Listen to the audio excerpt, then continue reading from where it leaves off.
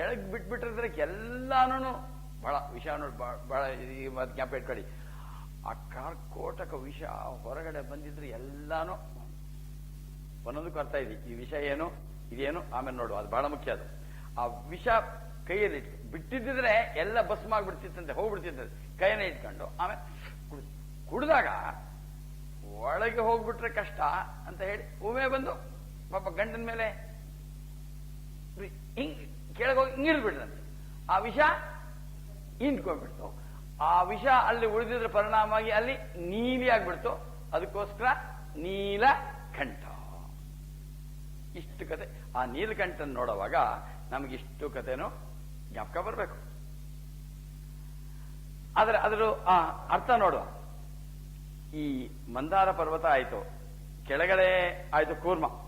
ಈಗ ನೆಕ್ಸ್ಟ್ ಈ ದೇವಸುರು, ದೇವಗಳು, ಸುರರು ಅಸುರರು, ದೇವರು ದಾನವರು ನಾವೇ. ನಮ್ಮಲ್ಲಿ ಇರುವಂತ ಯೋಚನೆ ಮಾಡಿ, ಈಗ ಸ್ವಲ್ಪ ನಿಧಾನಕ್ಕೆ ಯೋಚನೆ ಮಾಡಬೇಕು. ನಮ್ಮಲ್ಲಿಂತ ದೈವಿ ಗುಣಗಳು ಮತ್ತು ಆಸುರಿ ಗುಣಗಳು ಎರಡು ಏನ್ ಮಾಡ್ತೀವಿ, ಏನು ಚರ್ನಿಂಗ್ ಅಂತ. ಚರ್ನಿಂಗ್ ಮಾಡೋದಕ್ಕೆ ಉಪಯೋಗಿಸುವಂತ ಇದೇನು ವಾಸುಕಿ ಅಥವಾ ಆದಿಶೇಷ, ಅದಕ್ಕಂತಾರೆ ಅಹಂಕಾರ. ಮಾಡೋವಾಗ ಏನ್ ಮಾಡ್ಬೇಕಂತೆ, ಈ ಇದು ಮಾಡ್ತಾರಲ್ಲ ಮಥನ ಮಾಡ್ತಾರೆ ನೋಡಿ. ಆ ಮಥನ ಮಾಡೋದಕ್ಕೆ ಹೇಳ್ತಾರೆ ಮನನ ಮಾಡೋದು ಅಂತ. ಈ ಕೆಳಗಡೆ ಇನ್ನೊಂದು ಮಾಡಿದ್ವಲ್ಲ, ಯಾವುದೋ ಸಮುದ್ರ, ಅದಕ್ಕಂತಾರೆ ನಮ್ಮ ಸಾತ್ವಿಕ ಮನೋಭಾವ ಬಹಳ ಮುಖ್ಯ. ನಮ್ಮ ಮನಸ್ಸು ಸಾತ್ವಿಕ ಮನೋಭಾವ. ನಮ್ಮಲ್ಲಿರುವಂತ ಆಸುರಿ ಅಂಶಗಳು ಮತ್ತೆ ದೈವ ಅಂಶಗಳು, ದೈವಿ ಗುಣ, ಆಸುರಿ ಗುಣ, ಸುರಗುಣ, ಹಸಿರು ಗುಣಗಳು ನಮ್ಮ ಅಹಂಕಾರದಿಂದ ಹಿಂಗೆ ಅಹಂಕಾರದ ಸಹಾಯದಿಂದ ಮಥನ ಮಾಡ್ತಾ ಇದ್ದವಾಗ, ಚಿಂತನೆ ಮಾಡ್ತಾ ಇರುವಾಗ ಸ್ವಲ್ಪ ಅಂತಿಂತದ್ದು ಸಿದ್ಧಿಗಳು ಬರತ್ವೆ. ಅಂದ್ರೆ ಧ್ಯಾನ ಮಾಡ್ತಾ ಇದ್ವಿ. ಈಗ ಯೋಚನೆ ಮಾಡಿ, ಇದ್ರ ಮಂತ್ರ ಇರೋದು ಧ್ಯಾನ. ಆ ಧ್ಯಾನ ಮಾಡ್ತಾ ಇರುವಾಗ ಯಾರೋ ಒಬ್ಬ ಮನುಷ್ಯ ಆಧ್ಯಾತ್ಮದಲ್ಲಿ ಸ್ವಲ್ಪ ಮುಂದೆ ಮುಂದೆ ಮುಂದೆ ಹೋಗ್ತಾ ಇರುವಾಗ ಚೂರು ಪಾರು ಸಿದ್ಧಿಗಳು ಆಗತ್ತೆ. ಆ ಚೂರು ಪಾರು ಎಷ್ಟೋ ಜನ ಏನ್ ಮಾಡ್ತಾರೆ, ಆ ಸಿದ್ಧಿಗಳನ್ನ ಹಿಡ್ಕೊಂಡು ಬಿಟ್ಬಿಡ್ತಾರೆ. ಇದು ಪ್ರತಿಯೊಬ್ಬ ಆಧ್ಯಾತ್ಮದ ನಮ್ಮೆಲ್ಲರಿಗೂ ಅನುಭವ ಆಗಿದೆ. ನಾವ್ಯಾರು ಆಧ್ಯಾತ್ಮಿಕ ಮಾರ್ಗದ ಸಾಕಷ್ಟು ಪ್ರಗತಿ ನಾವ್ಯಾರು ಮಾಡಿದೀವಿ. ನಾವು ಚೂರು ಚೂರು ಹೋಗ್ತಾ ಇದ್ದಾಗ ಒಂಥರ ಶಕ್ತಿಗಳು ಬರ್ತಾ ಇರುತ್ತೆ. ಆ ಶಕ್ತಿನೇ ನಾವು ಹಿಡ್ಕೊಂಡ್ಬಿಟ್ಟು ನಿಂತ್ಕೋಬಾರ್ದು, ಮುಂದೆ ಸಾಧನೆ ಮಾಡ್ತಾ ಇರಬೇಕು. ಒಂದು ಏನು ಸಾತ್ವಿಕ ಮನೋಭಾವ ನಮ್ಮ ಸಾಗರ, ಅದರಲ್ಲಿರುವಂತ ಮಂದಾರ ಪರ್ವತ, ಕಡಗೋಲು, ನಮ್ಮ ದೈವಿ ಮತ್ತೆ ರಾಕ್ಷಸಿ ಗುಣಗಳು ಸೇರಿ ಅಹಂಕಾರದ ಸಹಾಯದಿಂದ ಮನನ ಮಾಡ್ತಾ ಇರಬೇಕು. ಮಾಡ್ತಾ ಇದ್ದಾಗ ಅಂದ್ರೆ ಈ ರೀತಿ ಧ್ಯಾನ ಮಾಡ್ತಾ ಇದ್ದಾಗ, ಧ್ಯಾನಗಳು ಮಾಡ್ತಾ ಮಾಡ್ತಾ ಕೆಲವು ಸಿದ್ಧಿಗಳು ಬರುತ್ತೆ. ಮುಂದೆ ಕಂಟಿನ್ಯೂ ಮಾಡಬೇಕು. ಕಂಟಿನ್ಯೂ ಮಾಡಿದಾಗ ಏನಾಗುತ್ತೆ ಅಂತ ಅಲ್ಲಿ ಇದು ಬಂತಂತೆ, ಯಾವುದೋ ಕಾರ್ಕೋಟಕ ವಿಷ. ಅದಕ್ಕಂತಾರೆ ವಾಸನೆಗಳು ಅಂತ. ವಾಸನೆಗಳು ಅನ್ನೋ ವಿಷ, ಏಕೆಂದ್ರೆ ಅಂತಿಮವಾಗಿ ನಮ್ಮ ಇದಾಗಬೇಕು, ಆತ್ಮ ಸಾಕ್ಷಾತ್ಕಾರ ಆಗಬೇಕು, ಅಮೃತತ್ವವನ್ನು ನಾನು ಬೆಳಿಬೇಕು, ಅದು ನನ್ನ ಗುರಿ. ನಾನು ಆ ಅನುಭವಿಸ್ಬೇಕಂತ ಇನ್ನೇನು ಸಾಧನೆ ಮಾಡ್ತಾ ಇದ್ದೀನಿ, ಮುಂದೆ ಹೋಗ್ತಾ ಇದ್ದೀನಿ. ಆವಾಗ ಕಡೆ ಸ್ಟೇಜ್ನಲ್ಲಿ ವಾಸನೆಗಳನ್ನ ಕಟ್ತೀವಿ. ಅದು ಬಹಳ ಡೇಂಜರ್ ಅಂತದ್ದು. ಆ ವಾಸನ ಕ್ಷಯ ಆಗದೆ ಹೋದ್ರೆ ತುಂಬಾ ಕಷ್ಟ. ಆ ವಾಸನ ಕ್ಷಯ ಆಗದೆ ಹೋದ್ರೆ ನಮ್ಮ ಇದು ಅಂತಿಮ ಪದವಿಯನ್ನು ನಾವು ಪಡೆಯೋದಕ್ಕೆ ಆಗಲ್ಲ. ನಮ್ಮಲ್ಲಿರುವಂತ ನಮ್ಗೆ ಇವತ್ತಿನ ಸಮಸ್ಯೆ, ನಾನು ಆತ್ಮ, ನಾನು ಸುಪ್ರೀಂ, ನಾನು ಆದ್ರೂ ಕೂಡ ನನ್ನ ಅರಿವಿಗೆ ಯಾಕೆ ಬರ್ತಾ ಇಲ್ಲ ಅಂತಂದ್ರೆ ನನ್ನ ವಾಸನಾ ಕ್ಷಯ ಆಗಿಲ್ಲ. ಅದಕ್ಕೆ ಹೇಳೋದು, ಇದರಲ್ಲಿ ಗುರುವಾಯೂರಿನಲ್ಲಿ ಇವಾಗಲೂ ಅದೇ ತರ ಉಂಟು. ಅಲ್ಲಿ ಇದು ತಗೊಂಡ್ಬರ್ತಾರಲ್ಲ ಅದು ಬೇರೆ ಬೇರೆ ಇದು ಹಾಕಲ್ಲ. ಆ ಕರ್ಪೂರವನ್ನ ಹಿಂಗೆ ಹಚ್ಚಿದ್ರೆ ಅಲ್ಲಿ ನಮಗೆ ಆ ಗುರುವಾಯೂರಪ್ಪನ ದರ್ಶನ ಆಗತ್ತೆ. ಕರ್ಪೂರವನ್ನ ಬೆಳಗಿಸಿದರೆ ಗುರುವಾಯೂರಪ್ಪನ ದರ್ಶನ ಆಗತ್ತೆ. ಈ ಕರ್ಪೂರ ಈ ವಾಸನೆಗಳ ಸಂಕೇತ ಅಂತ. ವಾಸನ ಕಂಡೆನ್ಸ್ ಇಸ್ ಕ್ಯಾಂಪ್. ಈ ಕರ್ಪೂರನ ಇಟ್ಬಿಟ್ರೆ ಸ್ವಲ್ಪ ಹೊತ್ತಾದ್ಮೇಲೆ ಇದು ಕಂಪ್ಲೀಟ್ ಎವಾಪರೇಟ್ ಆಗ್ಬಿಟ್ಟು ಕಡೆಗೆ ನಮ್ಗೆ ಸಿಗೋದು ಬರೀ ವಾಸನೆ. ಉಲ್ಟಾ ಪ್ರೋಸೆಸ್ ನೋಡಿ. ವಾಸನ ಕಂಡೆನ್ಸ್ಡ್ ಈಸ್ ಕ್ಯಾಂಫರ್, ವಾಸನವನ್ನ ಕೇಂದ್ರೀಕೃತ, ಅದನ್ನ ಬರ್ನ್ ಮಾಡಿದರೆ, ಸುಟ್ಟರೆ ಗುರುವಾಯೂರಪ್ಪ ಅಂದ್ರೆ ಇಲ್ಲಿ ನನ್ನ ದರ್ಶನ ಅಂತಿಮ ಗುರಿ, ನಾನು ಆತ್ಮ ಅನ್ನೋ ಅನುಭವ ನನಗೆ ಆಗ್ಬೇಕಂತಂದ್ರೆ ಅಲ್ಲಿ ಕರ್ಪೂರ ಬೆಳೆಸೋದು ಅದು ಮತ್ತೆ ಸಾಂಕೇತಿಕ. ನಾವು ಬರೀ ಇದನ್ನ ಹಿಡ್ಕೊಂಡ್ಬಿಡ್ತೀವಿ, ಮುಂಗುರ ಸತ್ವ ಬಿಡ್ತೀವಿ. ಹಾಗೆ ಇಲ್ಲಿ ಕಾರ್ಕೋಟಕ ವಿಷ ಅದ್ ಬಂದಾಗ ಇದೇನಂತಾರೆ ಇಲ್ಲಿಡೋದು ಅಂತ. ಇಲ್ಲಿಡೋದು ಅಂತಂದ್ರೆ ನನ್ಗೆ ಮೇಲೆ ತಲೆಗೂ ಹೋಗ್ಬಾರ್ದು, ಹೃದಯಕ್ಕೂ ಹೋಗ್ಬಾರ್ದು ಅಂತ. ಬಹಳ ಮುಖ್ಯ ನೋಡಿ. ಈ ಒಳಗಡೆ ಇರುವಂತ ಈ ರಾಕ್ಷಸ ಕಾರ್ಕೋಟಕ ವಿಷ ವಾಸನೆ ಮೇಲೆ ತಲೆಗೂ ಹತ್ತಬಾರ್ದಂತೆ ಬರ್ತಂತೆ. ಆ ರೀತಿ ಮಾಡಿದ್ರೆ ನಮ್ಗೆ ಅಂದ್ರೆ ನೋಡಿ, ಈಗ ಮತ್ತೆ ಇದನ್ನ ನೋಡ್ತಂದ್ರೆ ನೀಲಕಂಠ, ನಾವು ಹೇಳ್ತಾ ಇದ್ದಿದ್ದು ಸಾಕಾರ ಉಪಾಸನೆ. ಸಾಕಾರ ಉಪಾಸನೆ ಅಂದ್ರೆ ಆ ವಿಗ್ರಹವನ್ನು ನೋಡಿದಾಗ, ನೀಲಕಂಠನನ್ನ ನೋಡಿದಾಗ, ಯಾಕೆಂತಂದ್ರೆ ಇದು ಮರ್ತೋಗ್ಬಿಡುತ್ತೆ ಎಲ್ಲಾನು. ಈ ಸಾಕಾರ ನೋಡಿದ್ರೆ ಈ ವಿಚಾರಗಳೆಲ್ಲ ಅದಕ್ಕೋಸ್ಕರ ಕತೆ ಮಾಡಿದ್ದಂಗೆ ಕಟ್ಟು ಕಟ್ಟು ಅಂತ. ಅದನ್ನ ಮಾಡುವಾಗ ಏನ್ ಮಾಡ್ತೀವಿ ನಾವು, ಕತೆ ಚೆನ್ನಾಗಿ ಹೇಳ್ತೀವಿ. ಬಟ್ ಕತೆ ಹೇಳ್ತೀವಿ, ಕತೆ ಮಾಡ್ಬೋದು, ಅದರ ಹಿಂದೆ ಇರೋ ಅರ್ಥವನ್ನ ನಾವು ಗ್ರಹಿಸಲ್ಲ. ಅಕಸ್ಮಾತ್ ಅರ್ಥ ಗ್ರಹಿಸಿದ್ರು ಸಾಲದು, ಅದ್ರ ಬಗ್ಗೆ ಸಾಧನೆ ಮಾಡ್ಬೇಕು. ನಾವು ಮಾಡ್ಬೇಕಿಲ್ಲಿ ನಮ್ಮ ಸಾತ್ವಿಕ ಮನೋಭಾವದಲ್ಲಿ ಅನ್ನೋ ಒಂದು ಕ್ಷೀರಸಾಗರದಲ್ಲಿ ನಾವು ನಮ್ಮಲ್ಲಿರೋ 2 ಗುಣಗಳು ಹಿಡಿದು ನಮ್ಮ ಅಹಂಕಾರದ ವಿನಿಯೋಗ ಮಾಡಿ ನಾವು ಮಂಥನ ಮಾಡಿ ಮಾಡ್ತಾ ಇರುವಾಗ ಸಿದ್ಧಿಗಳು ಬರುತ್ತೆ. ಸಿದ್ಧಿಗಳು ಬಂದ್ರೂ ಸಾಲದು, ಕಡೆಗೆ ನನ್ನ ವಾಸನ ಕ್ಷಯ ಮಾಡಿಕೊಂಡ್ರೆ ಆ ವಾಸನ ಕ್ಷಯ ನನ್ನ ತಲೆಗೂ ಹತ್ತಿಸ್ಕೊಳ್ಳದೆ ಹೃದಯಕ್ಕೂ ಇಳಿದಂಗೆ ಮುಂದೆ ಸಾಧನೆಗಳನ್ನ ಮುಂದುವರಿಸಿದ್ರೆ ನನಗೆ ಆತ್ಮ ಸಾಕ್ಷಾತ್ಕಾರ. ಇದು ಧ್ಯಾನ ಅನ್ನೋದು. ಸಾಕಾರ ಉಪಾಸನೆ ಕೂಡ ನಿರ್ಗುಣ ಉಪಾಸನೆ, ನಿರಾಕಾರ ಉಪಾಸನೆ. ಇಲ್ಲಿರೋ ಸಾಕಾರ, ಬಟ್ ಆದ್ರೂ ಕೂಡ ಬರೀ ಅದನ್ನ ನೋಡ್ಕೊಳ್ಳೋದು, ಅದನ್ನ ನೋಡ್ಬೇಕು. ನೀಲಕಂಠಂ ಪ್ರಶಾಂತಂ ಹೋಗಿ ಅಲ್ಲೇ ಇತ್ತು, ಇಲ್ಲಿ ಇದೆ, ಅಲ್ಲೂ ಪ್ರಶಾಂತವಾದ ಇದು. ಆಮೇಲೆ ಧ್ಯಾತ್ವ ಮುನಿಹಿ ಗಚ್ಚತಿ ಭೂತಯೋನಿಂ ಸಮಸ್ತ ಸಾಕ್ಷಿಂ ತಮಸ ಪರಸ್ತಾತ್ ಅಂತಾರೆ. ಮುನಿಹಿ ಮನನಶೀಲನ ತಪಸ್ವಿ ತಮಸ ಪರಸ್ತಾತ್ ಗಚ್ಚತಿ. ಯಾವಾಗ ಇಷ್ಟು ಧ್ಯಾತ್ವ, ಮತ್ತೆ ಇದು ಧ್ಯಾನ. ಯಾರನ್ನು ಧ್ಯಾನ ಮಾಡೋದು? ಉಮಾ ಸಹಾಯಂ ಪರಮೇಶ್ವರಂ ಪ್ರಭುಂ ತ್ರಿಲೋಚನಂ ನೀಲಕಂಠಂ ಪ್ರಶಾಂತಂ. ಯಾವಾಗ ಸಮಸ್ತ ಸಾಕ್ಷಿಂ, ಸಮಸ್ತ ಸಾಕ್ಷಿಂ. ಸಮಸ್ತ ಸಾಕ್ಷಿಂ ಅಂದ್ರೆ ಅವನು ಎಲ್ಲದಕ್ಕೂ ಸಾಕ್ಷಿ. ಈಗ ನಮ್ಮಲ್ಲೂ ಅಷ್ಟೇ, ನಾವು ನಮ್ಮನ್ನೇ ನೋಡ್ಕೊಂಡ್ರು ಕೂಡ ನನ್ನ 3 ಅವಸ್ಥೆಗಳಿಗೂ ನಾನೇ ಸಾಕ್ಷಿ. ನಾವು ಈಗ ಸದ್ಯದಲ್ಲಿ ಎಲ್ಲರೂ ಎಚ್ಚರವಾಗಿದ್ದೀವಿ. ಕೆಲವು ಟೈಮು ಈ ತರ ಉಪನ್ಯಾಸ ಮಾಡುವಾಗ ನಿದ್ದೆ ಬರುತ್ತೆ, ಕೆಲವರು ಕನಸು ಬರುತ್ತೆ, ಕೆಲವು ನಿದ್ದೆ ಬರುತ್ತೆ. ಬಟ್ ನಾನು ಎಚ್ಚರವಾದ್ಮೇಲೆ ಗೊತ್ತಾಗತ್ತೆ ನಂಗೆ ನಿದ್ದೆ ಬಂದಿತ್ತು ಅಂತ. ಸ್ವಲ್ಪ ಜೋರಾಗಿ ಮಾತಾಡಿದಾಗ ಎಚ್ಚರವಾಗತ್ತೆ, ಗೊತ್ತಾಗತ್ತೆ. ಹಾಗಿದ್ರೆ ಯಾರು ಅದನ್ನ, ನಾನು ಈಗ ಎಚ್ಚರವಾಗಿದ್ದೀನಿ, ನಾನು ಕನಸಿನಲ್ಲಿ ಇದ್ದೆ, ಕನಸಿಂದ ಹೋದಾಗ ಆ 3ರಲ್ಲೂ ಬದಲಾವಣೆ ಆಗದೆ ಇರೋಂಥದ್ದು ಒಂದು ಸ್ಥಿತಿ ಇದೆ. ಅದಕ್ಕೋಸ್ಕರ ನನಗೆ ಈ 3 ಅವಸ್ಥೆ ಗೊತ್ತ. ಅದಕ್ಕಂತಾರೆ ಸಮಸ್ತ ಸಾಕ್ಷಿಂ. ನನ್ನಲ್ಲೂ ಸಾಕ್ಷಿ, ಪ್ರಪಂಚದಲ್ಲಿ ಎಲ್ಲ ಸಮಸ್ತ ಸಾಕ್ಷಿಂ, ಭೂತಯೋನಿಂ ಎಲ್ಲದಕ್ಕೂ ಏನು ಎಲ್ಲ ಭೂತಗಳು ಕಾಣುತ್ತೆ ನೋಡಿ. ಯೋನಿಂ ಕಾರಣ, the cause of all things of all the bhutas.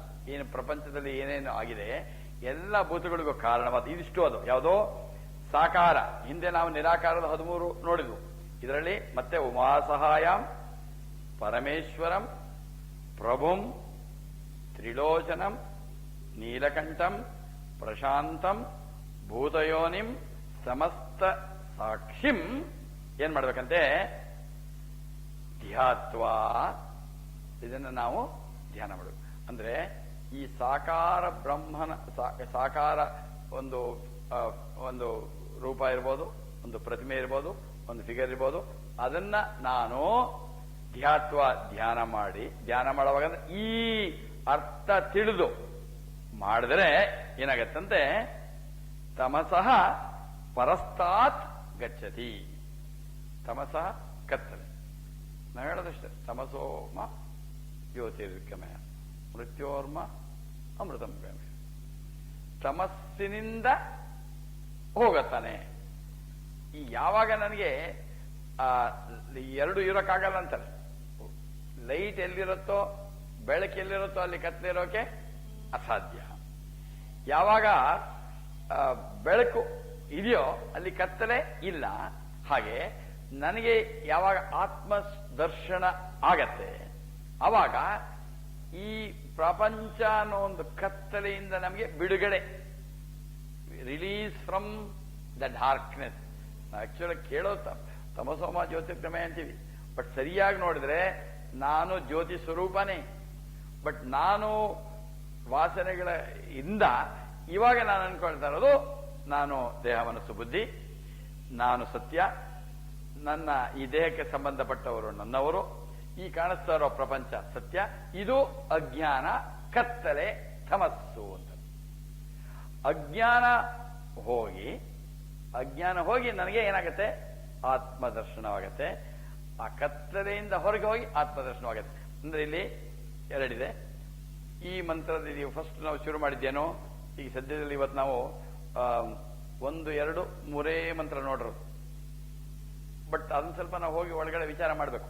ಮೊದಲನೇ ಮಂತ್ರದಲ್ಲಿ ಹಿಂದಿನ ಕ್ಲಾಸ್ನಲ್ಲಿ ನಾವೇನು ಸ್ಟಡಿ ಮಾಡಿದ್ವು ಅದನ್ನ ಮಾಡೋದಕ್ಕೆ ಮುಂದೆ ನಮಗೆ ಸಿದ್ಧತೆಗಳನ್ನ ಕೊಟ್ಟರು.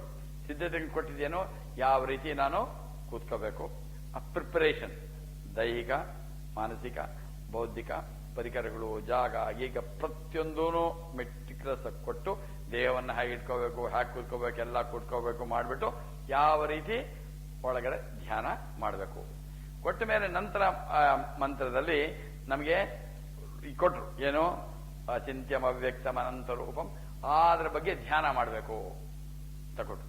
ಧ್ಯಾನ ಮಾಡ ಅದರಲ್ಲಿ ನಿರಾಕಾರ ನಿರ್ಗುಣ ಬ್ರಹ್ಮನನ್ನ ಆ ರೀತಿ ಕೂತ್ಕೊಂಡು ಧ್ಯಾನ ಮಾಡಿ ಅಂತ. ಅದು ಶುರುನಲ್ಲಿ ಅದು ನಿರಾಕಾರ. ಆದರೆ ಸಾಕಾರನೂ ಉಪಾಸನೆ ಮಾಡಬಹುದು. ಆದರೆ ಬರೀ ಆ ವಿಗ್ರಹವನ್ನ ಮಾತ್ರ ನೋಡ್ಬೇಡಿ. ಸಾಕಾರ ಉಪಾಸನೆ ಮಾಡಬೇಕಂದ್ರೆ ಅದೇನೇನೋ ಅದು ನೋಡ್ತೀವಿ, ಅದರ ಹಿಂದೆ ಇರುವಂತ ತತ್ವವನ್ನು ನೋಡಿ ಅನ್ನೋದಕ್ಕೋಸ್ಕರ ಉಮಾ ಸಹಾಯಂ ಪರಮೇಶ್ವರಂ ಅದರ ಅರ್ಥ ನೋಡಿದ್ವು, ಅದು ಏನು ಸೂಚಿಸುತ್ತೆ ನೋಡಿದ್ವು. ಪ್ರಭುಂ ಅದು ನೋಡಿದ್ವು, ತ್ರಿಲೋಚನಂ ನೋಡಿದ್ವು. ನಾವು ಪ್ರತಿಯೊಬ್ಬರು ಹೊರಗಡೆ ಎಲ್ಲ ಇರೋದನ್ನ ಭಸ್ಮ ಮಾಡುವಂತ ಶಕ್ತಿ ನಮಗಿದೆ. ತ್ರಿಲೋಚನಂ, ನೀಲಕಂಠಂ ವಿವರವಾಗಿ ಜನ ಮಾಡಿದ್ರು, ಪ್ರಶಾಂತಂ ಮುನಿಹಿ ಮನನಶೀಲ. ಅವಾಗೇನಾಗತ್ತೆ, ನಾವು ಈ ತಮಸ್ಸಿಂದ ಹೋಗಿ ನನಗೆ ಆತ್ಮ ಸಾಕ್ಷಾತ್ಕಾರ ಆಗತ್ತೆ. ಸ್ವಲ್ಪ ಈ 3 ಮಂತ್ರವನ್ನ ನಾವು ಅನುಷ್ಠಾನ ಮಾಡುವ. ಏನಾದ್ರು ಇನ್ ಟೈಮ್ ಏನಾದ್ರು ಪ್ರಶ್ನೆಗಳಿದ್ರೆ ಅಮ್ಮವ್ರು ಹೇಳ್ತಾರೆ, ಯಾವಾಗಲೂ ಸ್ವಲ್ಪ ಒಂದು 5-10 ನಿಮಿಷ ಏನಾದ್ರು ಟೈಮ್ ಕೊಡಬೇಕು ಅಂತ. ಮುಂದಿನ ಮಂತ್ರ ಇದನ್ನೇ ಕಂಟಿನ್ಯೂಷನ್ ಇದೆ. ಅದೇನ್ ಹೇಳ್ತಾನೆ, ಸ ಬ್ರಹ್ಮ ಸ ಶಿವ ಸ ಇಂದ್ರ ಸೋಕ್ಷರ ಪರಮ ಸ್ಮರಾಟ್ ಸ ಏವ ವಿಷ್ಣು ಸ ಪ್ರಾಣ ಸ ಕಾಲ ಅಗ್ನಿ ಸ ಚಂದ್ರಮ ಅಂತ ಇಲ್ಲೇ ನೋಡಿದೀವಿ. ಸಹ ಯಾರೋ ಅವನು ಬ್ರಹ್ಮ. ಇದರಲ್ಲೊಂದು ಸೂಕ್ತದಲ್ಲಿ ಬರುತ್ತೆ, ವಿಷ್ಣು ಸೂಕ್ತದಲ್ಲಿ ಬರುತ್ತೆ. ವಿಷ್ಣು ನಾರಾಯಣ ಸೂಕ್ತದಲ್ಲಿ ಎಂಡಲ್ಲಿ ಹೇಳ್ತೀವಿ, ಸ ಬ್ರಹ್ಮ ಅವನೇ ಬ್ರಹ್ಮ, ಶಿವ, ಇಂದ್ರ, ಇಂದ್ರ ಅಂದ್ರೆ ಮನಸ್ಸುಗಳ ಒಡೆಯ, ಅಕ್ಷರ ಪರಮಂ ಸ್ಮರಾಟ್, ಅಕ್ಷರ ಅವನು ನಾಶರಹಿತನು, ಪರಮ ಸ್ಮರಾಟ್ ಒಳ್ಳೆ ಸ್ವಯಂ ಪ್ರತಿಭೆ ಇರುವಂತದ್ದನು, ಸ ಏವ ವಿಷ್ಣು, ಸ ಪ್ರಾಣ ಅವನೇ ಪ್ರಾಣ, ಸ ಕಾಲ ಟೈಮು ಅವನೇ, ಕಾಲನೂ ಅವನೇ, ಅಗ್ನಿ ಅವನೇ. ಇದರಲ್ಲಿ ಒಂದು ಮುಖ್ಯವಾದ ನಾವು ನೋಡ್ಬೇಕಾಗ್ತದೆ. ಇದರಲ್ಲಿ ಕೆಲವು ಅಂಶಗಳೇನಿದೆ ಇದರಲ್ಲಿ ಈ ಆಗಿನ ಕಾಲದಲ್ಲಿ ಉಪಾಸನೆ ಮಾಡ್ತಾ ಇದ್ದು ವೇದದ. ಈಗ ನಮ್ಮ ಈ ಇದು ಬಂದಿದ್ದು ಯಾವಾಗ, ಪೌರಾಣಿಕ ಟೈಮ್ನಲ್ಲಿ ಬಂದಿದ್ದು ಮಾತ್ರ ನಮ್ಮ ವಿಗ್ರಹಗಳು. ಶಿವ, ಇದು ಏನು ಬೇರೆ ಕೃಷ್ಣ, ರಾಮ, ಕೃಷ್ಣ ಇದರ ಆಮೇಲೆ ಬಂದಿದ್ದು. ವೇದದ ಕಾಲದಲ್ಲಿ ಇದು ಯಾವುದೂ ಇರಲಿಲ್ಲ. ಅವಾಗ ನಾವು ಮಾಡ್ತಾ ಇದ್ದಿದ್ದು we were the worshippers of nature, ಪ್ರಕೃತಿ. ಅದನ್ನೆಲ್ಲ ತೋರಿಸ್ತಾನೆ ಇದು ಸೃಷ್ಟಿ ಸ್ಥಿತಿ ಲಯಕರ್ತ ಅಂತ ಹೇಳ್ತಾ ಇದ್ದದ್ದು. ಅದು ಬಿಟ್ಬಿಟ್ರೆ ಇಂದ್ರ ಅಂದ್ರೆ ಅದು ಇಂದ್ರಲೋಕ. ಆಮೇಲೆ ಎಲ್ಲಾನು ಪ್ರಾಣ, ಕಾಲ, ಅಗ್ನಿ. ಆಗ ಕಾಲದಲ್ಲೂ ಕೂಡ ಅಲ್ಲಿ ಯಾಕೆ ಆ ಇವುಗಳನ್ನ ಪೂಜೆ ಮಾಡ್ತಾ ಇದ್ರು ಇಂದ್ರಿಗೆ? ಯಾವುದು ಈ ಪ್ರಕೃತಿನ? ಪ್ರಕೃತಿ ಆಕ್ಚುಲ್ ಆಗಿ ನಮಗೆ ಕಾಣಿಸ್ತಾ ಇರೋದು ಪ್ರಕೃತಿ. ಸರಿಯಾಗಿ ನೋಡಿದರೆ ಆ ಪ್ರಕೃತಿ ಪುರುಷನೇ. ಅಂದ್ರೆ ನಾವು ಪ್ರಪಂಚದಲ್ಲಿ ಏನೇನು ವಸ್ತುಗಳು ಇದಕ್ಕಂತಾರೆ, ನಾವು ಒಂದು ಮಟ್ಟ ಮೀರಿದಾಗ ಪ್ರಪಂಚದಲ್ಲಿರಬೇಕು, ಪ್ರಪಂಚವನ್ನು ನೋಡ್ತಾ ಇರಬೇಕು. ಆ ಪ್ರಪಂಚವನ್ನು ನೋಡಿದಾಗ ಒಬ್ಬೊಬ್ಬರಿಗೂ ಒಂದೊಂಥರ ಕಾಣಿಸುತ್ತೆ. ಕೆಲವರಿಗೆ ಅವ್ರು ಬರೀ ಆ ನಾಮ ನೋಡ್ತಾರೆ, ಆದ್ರೆ ಕೆಲವರು ನೋಡುವಾಗ ಆತ್ಮತತ್ವವನ್ನ ಇನ್ ಎಸೆನ್ಸ್, ಯಾಕೆಂದ್ರೆ ಸರಿಯಾಗಿ ನೋಡ್ತು ಅಂದ್ರೆ ಅನಲೈಸ್ ಮಾಡ್ತಾ ಹೋಗಿ ಅಂತಾರೆ. ಸರಿಯಾಗಿ ನೋಡ್ತು ಅಂತಂದ್ರೆ ಇದು ಏನೋ ಇವನ್ ಈ ಕುರ್ಚಿನೂ ತಗೊಳ್ಳಿ, ಇದು ನೋಡಿದ್ರೆ ಈ ಅಂತಾರೆ ಒಳಗಡೆ ಹೋಯ್ತು ಅಂತಂದ್ರೆ ಕಡೆಗೆ ನೀವು ನೋಡೋದು ಸೆಲ್ಸ್ ಏನೇ, items, cells. Ultimately it is energy in motion. ಒಂದು ಎರೆ ಒಳಗೆ ಹೋಗಿ ನೋಡಿ, ಸ್ಟೆಪ್ ಬೈ ಸ್ಟೆಪ್ ಏನೋ ಎಲೆಕ್ಟ್ರಾನ್ ಮೈಕ್ರೋಸ್ಕೋಪ್ ಅಂತಾರೆ, 10⁻⁻16 ವರೆಗೂ ಹೋಗೋದಕ್ಕೆ ಇದುವರೆಗೂ ಶಕ್ತಿ ಇದೆಯಂತೆ. 10⁻⁻16 ಹೋಗ್ತಾ ಹೋಗ್ತಾ ನೋಡಿದ್ರೆ ಏನೇನು ಹಿಂಗೆ ಕಾಣಿಸ್ತಾ ಇದೆ, ಸ್ವಲ್ಪ ಹೋದ್ಮೇಲೆ ಹಿಂದಿನ ಕಾಣಿಸ್ತದೆ, ಮತ್ತೆ ಹೋಗಿ ಸೆಲ್ ಕಡೆಗೆ DNA-ಗಳು ಅದು ಇನ್ನ ಒಳಗಡೆ ಹೋಯ್ತಂದ್ರೆ what we see is only energy in motion. ಅಥವಾ ಈ ಬ್ರಹ್ಮಾಂಡವನ್ನು ಹೊರಗಡೆ ನೋಡಿ, ಹೋಲಿ ಪ್ರಪಂಚನೂ ಕಾಣ್ತಾ ಇರೋದು ಬರೀ ಎನರ್ಜಿ ಇನ್ ಮೋಷನ್. ಸರಿಯಾಗಿ ನೋಡ್ತಂದ್ರೆ ನಮ್ಮಲ್ಲೂ ಅಷ್ಟೇ, ನಾವು ನೋಡ್ತಾ ಇರೋ ಶೇಪಿಂಗ್ ಕಾಣಿಸ್ತಾ ಇದೀವಿ, ಒಳಗಡೆ ಹೋಗ್ತಾ ಹೋಗ್ತಾ ಹೋಗ್ತಾ ಮಾಡ್ತಂದ್ರೆ we see nothing but energy in motion. ಅಂದ್ರೆ ನಾವು ನೋಡೋ ಕಣ್ಣು ಮೇಲೆ ಡಿಪೆಂಡ್ ಆಗತ್ತೆ.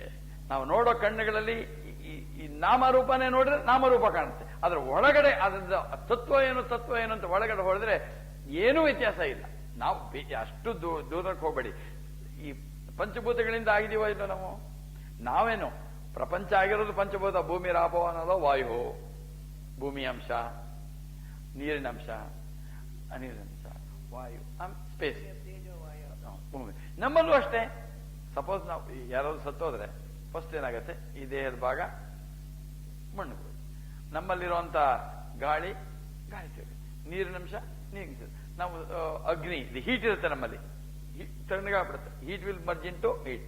ಆಮೇಲೆ ಸ್ಪೇಸ್, ನಾವು ಈಗ ಆಗಿರುವಂತ ಪಂಚಭೂತಗಳು ಸೇರುತ್ತೆ. ಆಕ್ಚುಲ್ ಆಗಿ ಇದಾಗಿರೋದು ಈ ಶೇಪು ಗಿಪು ಹಿಂಗ್ ಕಾಣಿಸ್ತಾ ಇದೆ, ಬಟ್ ಸರಿಯಾಗಿ ನೋಡ್ತು ಅಂದ್ರೆ ನಾವೆಲ್ಲರೂ ಇನ್ ಎಸೆನ್ಸ್ ಓನ್ಲಿ ಪಂಚಭೂತನೇ ಆಗಿರೋದು. ಡಿಫರೆಂಟ್ ಕಾಣಿಸ್ತಾ ಇದೆ, ಬಟ್ ಸ್ವಲ್ಪ ಸರಿಯಾಗಿ ಈ ಶೇಪು ಗೀಪು ಬಟ್ಟೆಗೆ ಬಿಟ್ಟು ನೋಡುವ ಪಂಚಭೂತಗಳೇ ಇದು ಪಂಚಭೂತ, ಇದು ಪಂಚಭೂತ. ಹೊರಗಡೆ ಒಂದು ಇರುವೇನು ಪಂಚಭೂತ, ಪ್ರಪಂಚ ಆಗಿರೋದು ಇದಲ್ಲ. ಆ ರೀತಿ ನೋಡುವಾಗ ಇದು ಹೇಳ್ತಾನೆ, ಸರಿಯಾಗಿ ನೋಡ್ತು ಅಂತಂದ್ರೆ ಅವನೇ ಪ್ರಪಂಚದಲ್ಲಿ ಏನೇನು ಕಾಣಿಸ್ತಾ ಇದೀವಿ, ಸೃಷ್ಟಿ ಸ್ಥಿತಿ ಇಲ್ಲ, ಬ್ರಹ್ಮ ಅಂದಿ, ಶಿವ ಅಂದ್ರಿ, ಇಂದ್ರಿಯ ಆಗ್ಲಿ, ಅಗ್ನಿ ಅಂದಿ, ಇದನ್ಲಿ ಏನಂದ್ರೂ ಕೂಡ ಅಂದ್ರೆ, ಮತ್ತೆ ಹಿಂದಿನ ಮಂತ್ರಗಳು ನೋಡಿ, ಅದರಲ್ಲಿ ಏನೇನು ನಾಮರೂಪ ನೋಡಿದ್ವು, ಆ ನಾಮರೂಪಗಳನ್ನು ಕೂಡ ನಮ್ಮಲ್ಲಿ ಸರಿಯಾಗಿರುವಂತ ಅದೇ ಈ ಮೂರನೇ ಕಣ್ಣು ಜ್ಞಾನಚಕ್ಷುವಿನಿಂದ ನೋಡಿದರೆ ನಮ್ಗೆ ಅಲ್ಲಿ ಕಾಣೋದು ಬರೀ ಅವನೇ. ಅದನ್ನ ನೋಡು ಅಂತ ಅಂದ್ಬಿಟ್ಟು ಮುಂದಿನ 8ನೇ ಮಂತ್ರ ಇವಾಗ ಡಿಸ್ಕಸ್ ಮಾಡ್ತೀವಿ. 8ನೇ ಮಂತ್ರದ ಎಕ್ಸ್ಟೆನ್ಷನ್ ಹಂಗೆ ಮಾಡಿ, ಅಂದ್ರೆ ನಾವು ಸಾಕಾರವಾದ್ರೂ ನೋಡಿ, ನಿರಾಕಾರವಾದ್ರೂ ನೋಡ್ಲಿ, ಬಟ್ ಕಾಣಿಸೋದು ಅದು ಒಂದೇ. ಅದನ್ನ ಬಟ್ ಬಿಗಿನಿಂಗ್ ನಲ್ಲಿ ನಾವು ಧ್ಯಾನ ಮಾಡ್ಬೇಕಂತ ಸಿದ್ಧತೆಗಳು ಮಾಡಬೇಕು, ಕೂತ್ಕೊಳ್ಳೋದು ಸ್ಟೈಲ್. ದಿನಕ್ಕೆ ಕಡೆ ಪಕ್ಷ ಒಂದು ಆದಷ್ಟು ಜಾಸ್ತಿ ಹೋಗುತ್ತೆ, ಕಡೆ ಪಕ್ಷ ಒಂದು ಅರ್ಧ ಮುಕ್ಕಾಲು ಗಂಟೆ ಆದ್ರೂ ಮಾಡ್ಬೇಕು. ಟೈಮ್ ಸಿಗತ್ತೆ, ಟೈಮ್ ಇದ್ದೇ ಇರುತ್ತೆ, ಟೈಮ್ ಇಲ್ಲ ಅಂತ ಹೇಳಂಗಿಲ್ಲ. ಯಾವ ರೀತಿ ನಾವು ಆಕ್ಚುಲ್ ಆಗಿ ಈ ರೀತಿ ಕೂತ್ ಮಾಡಿದ್ರೆ ಪ್ರಾಪಂಚಿಕ ವ್ಯವಹಾರದಲ್ಲೂ ಕೂಡ ನಾವು ಫಾಸ್ಟ್ ಆಗಿ ಮಾಡ್ಬೋದು. ಈ ಮನಸ್ಸನ್ನ ಸರಿ ಮಾಡ್ಕೊಂಡ್ರೆ ಬೇರೆಯವರು 1 ಗಂಟೆ ಮಾಡೋದು, ಯಾರು ಸರಿಯಾಗಿ ಸ್ವಲ್ಪ ಸಾಧನೆ ಮಾಡ್ತೀರ 10-15 ನಿಮಿಷದಲ್ಲಿ ಮಾಡ್ಕೋಬಹುದು. ವಿದ್ಯಾರ್ಥಿಗಳು ಮಾಡಬೇಕು, ನಾವಂತೂ ದೊಡ್ಡವರು ಮಾಡಲೇಬೇಕು. ಟೈಮ್ ಇಲ್ಲ ಅಂತ ಹೇಳಂಗಿಲ್ಲ, ನಮ್ಗೆಲ್ಲದಕ್ಕೂ ಟೈಮ್ ಇದೆ. ದಿನಕ್ಕೆ ಊಟ ಬೆಸ್ಟ್ ಸಾರಿ ಊಟ ಮಾಡ್ತೀವಿ, ತಿಂಡಿಗೆ ಟೈಮ್ ಇದೆ, ಆ ಟಿವಿಗೆ ಟೈಮ್ ಇದೆ, ಅವ್ರ ಜೊತೆ ಮಾತಾಡೋಕೆ ಟೈಮ್ ಇದೆ, ಆಫೀಸ್ಗೆ ಎಲ್ಲದಕ್ಕೂ ಟೈಮ್ ಇದೆ. ನಾವೊಂಥರ ಈ ನಿಸ್ವಾರ್ಥಿಗಳು, ನಮಗೋಸ್ಕರ ಏನು ಮಾಡ್ಕೊಳ್ಳೋದೇ ಇಲ್ಲ. ಬರೀ ಬೇರೆಯವ್ರಿಗೆ ಅಂದ್ರೇನೋ ಬಿಟ್ಟು ಹೋಗೋ ಅಂತ ದೇಹಕ್ಕೆ ಮಾಡ್ತೀವಿ, ಎಷ್ಟು ಇದಕ್ಕೆ ಪೋಷಣೆ ಮಾಡ್ತೀವಿ, ಅದಕ್ಕೆ ಎಷ್ಟು ಖರ್ಚು ಮಾಡ್ತೀವಿ ನೋಡಿ, ಅದಕ್ಕೋಸ್ಕರ ಫಿಸಿಕಲ್ ಬಿಟ್ಟು ಅದು ಮಾಡ್ತೀವಿ. ನಮ್ಮಲ್ಲಿರುವಂತ ದುಡ್ಡು ಕಾಸು, ಮನೇಲಿ ಹಾಕೋ ಸೋಫಾ ಯಾವುದಕ್ಕೋಸ್ಕರ, ಟಿವಿ, ನಾವು ಮಾಡ್ತಾ ಇರೋ ಎಲ್ಲ ಖರ್ಚುಗಳು ಇದಕ್ಕೋಸ್ಕರ. ಯಾವುದಕ್ಕೆ? ಬಿಟ್ಟು ಹೋಗೋಂಥದಕ್ಕೆ. ನಾವು ನಿಸ್ವಾರ್ಥಿಗಳು. ನಾವು ನಮ್ಮ ಜೊತೆ ತಗೊಂಡೋಗೋಂಥದ್ದು ಸತ್ತ ನಂತರ ಬರೋದು ಅಂತ ನಾವು ಆಧ್ಯಾತ್ಮದಲ್ಲಿ ಮಾಡೋ ಪ್ರಗತಿ. ಅದ್ ಹೇಳ್ತಾರೆ, ಈ ಸಪೋಸ್ ಸಾಧನೆ ಮಾಡ್ತಾ ಇದ್ದೀನಿ, ಸತ್ತೋಗ್ಬಿಟ್ರೆ ಏನೋ ಅಂತ ಕೃಷ್ಣ ಕೇಳ್ದಾಗ ಏನು ಅರ್ಜುನ ಹೇಳಲ್ಲ, ನೀನ್ ಏನ್ ಸಾಧನೆ ಮಾಡಿದ್ಯೋ ಆ ಕ್ಲೋಸಿಂಗ್ ಬ್ಯಾಲೆನ್ಸ್ ನಿಂಗೆ ಓಪನಿಂಗ್ ಬ್ಯಾಲೆನ್ಸ್ ಕೊಡ್ತೀನಿ ಅಂತಾನೆ. ನಾವು ಆ ಬ್ಯಾಲೆನ್ಸ್ ಬಗ್ಗೆ ನೋಡ್ತಾ ಇಲ್ಲ, ಇಲ್ಲಿ ಅಕೌಂಟ್ 0 ಆಗತ್ತಲ್ಲ, ಇದನ್ನೇ ನೋಡ್ತೀವಿ. ಅದರಿಂದ ನನ್ನ ನಿಮ್ಮನ್ನು ಕೋರ್ಕೊಳ್ಳೋದು, ದಯವಿಟ್ಟು ಸ್ವಾರ್ಥಿಗಳಾಗಿ, become selfish. Let us do something for our self. We are all the time doing for others. ಬಿಟ್ಟೋಗೋ ಅಂತ ದೇಹ ಸಂಬಂಧವಿಲ್ಲದೆ ಇರೋಂಥ ಸಂಬಂಧಿ ಅದಕ್ಕೆ ಮಾಡ್ತಾ ಇದ್ವಿ. ನಮ್ಮ ಆತ್ಮೋದ್ಧಾರಕ್ಕಾಗಿ, ಸೆಲ್ಫಿಶ್ ಸ್ವಾರ್ಥಕ್ಕಾಗಿ ಮಾಡ್ಕೊಳ್ಳಬೇಕು. ಈ ಧ್ಯಾನ ಸರಿಯಾದ ದಿನ ಕಡೆ ಪಕ್ಷ 1 ಗಂಟೆ ವಿನಿಯೋಗಿಸೋದು ಒಳ್ಳೇದು. Minimum 1 hour it is worth. ಥರ ಮಾಡಿದ್ರೆ ಟ್ರಾನ್ಸ್ಫರ್ ಆಗತ್ತೆ, ಒಳ್ಳೇದಾಗತ್ತೆ. ಈ ಸ್ಪಿರಿಚುವಲ್ ಮಾರ್ಗ ಏನಂತಂದ್ರೆ ನಾಟ್ ಓನ್ಲಿ ದಿ ಗೋಲ್ ಆನಂದ ಅಲ್ಲ, ಈ ಪಾತ್ ಆನಂದ ಅಂತ. ಈ ದಿಕ್ಕಿನಲ್ಲಿ ಈ ಅಂತಿಮ ಗುರಿ ಮಾತ್ರ ಆನಂದ ಅಲ್ಲ, ಆ ದಿಕ್ಕಿನಲ್ಲಿ ಹೋಗ್ತೀವಲ್ಲ, ಹೋಗೋದಕ್ಕೆ ಶುರು ಮಾಡಿದ ತಕ್ಷಣ ಆನಂದ ಶುರುವಾಗತ್ತೆ. ಆದ್ರೆ ನಾವು ಜಾಸ್ತಿ ಜನ ಹೋಗಲ್ಲ. ಇಲ್ಲಿ ಬಂದವರು ಹೋಗ್ತಾ ಇದ್ದೀರಾ, ಬಟ್ ಆದಷ್ಟು ಜಾಸ್ತಿ ಜನಗಳಿಗೆ ಫಸ್ಟ್ ಆಫ್ ಆಲ್ ಇಲ್ಲಿ ಬರಲಿ. ಇಂಥರ ಇದು ಯಾವ್ದಾದ್ರು ಒಂದು ಸಣ್ಣ ಕಿರ್ಗಿಲ್ ಗಂಟಲಲ್ಲಿ ಒಂದು ಸಿನಿಮಾ ಹಾಡು ಹೇಳಿದ್ರೆ ಎಷ್ಟು ಜನ ಬೇಕು? ಸಾಕಾಗಲ್ಲ. ಆಡಿಟೋರಿಯಂ ಅಲ್ಲ, ಹೊರಗಡೆ ಓಪನ್ ಫೀಲ್ಡ್ ಸಾಕಾಗಲ್ಲ. ಇಲ್ಲಿ ಟೆಂಪರರಿಯಾಗಿ ಇಂದ್ರಿಯಗಳಿಗೆ ಖುಷಿ ಕೊಡೋಂಥದ್ದು. ಬಟ್ ನಿಜವಾಗ್ಲೂ ನಮ್ಮ ಪುರೋಭಿವೃದ್ಧಿಗೆ, ನಮ್ಮ ಇದಕ್ಕೆ ನಾವು ಮಾಡ್ಕೊಂತ ಇಲ್ವಲ್ಲ, ಇದು ಆಕ್ಚುಲಾಗಿ ನಾವು ಬಹಳ ದುಃಖದಿಂದ ಹೇಳಬೇಕಾದದ್ದು. ನಮಗಾಗಿ ನಾವು ಆತ್ಮೋದ್ಧಾರಕ್ಕಾಗಿ ಏನು ನಾವು ಮಾಡ್ಕೊಂತ ಇಲ್ಲ. ನೀವು ಮಾಡ್ತಾ ಇದ್ದೀರಾ, ಆದಷ್ಟು ಜಾಸ್ತಿ ಜನಗಳಿಗೆ ಸ್ಪ್ರೆಡ್ ಮಾಡಿ, ಆದಷ್ಟು ಜನಗಳನ್ನ ಒಳಗೆ ಬರೋ ಹಂಗೆ ಮಾಡಿ, ಅದಕ್ಕೆ ಪುಣ್ಯ ಸಿಗುತ್ತೆ.